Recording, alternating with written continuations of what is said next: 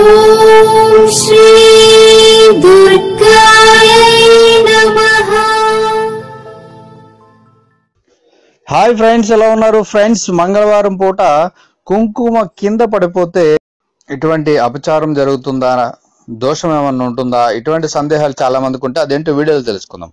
మంగళవారం శుక్రవారాల్లో కుంకుమ కింద జారి పడితే అదేదో అశుభంగా భావిస్తారు చాలా మంది. అయితే ఇది అపోహ మాత్రమేనని అంటున్నారు ఆధ్యాత్మిక పండితులు.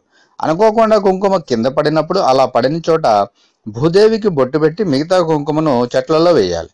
నిజానికి కుంకుమ గాని కుంకుమ భరణ కింద పడడం శుభసూచకం.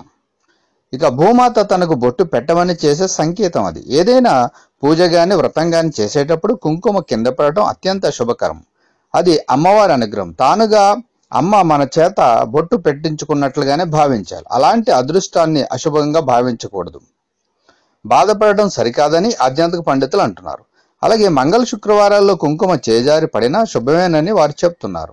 ఇంటికి వచ్చిన సుమంగలికి కుంకుమ బొట్టు పెట్టి పంపాలి. మంగళవారం వెండి వస్తువులు బహుమతిగా ఇవ్వకూడదు.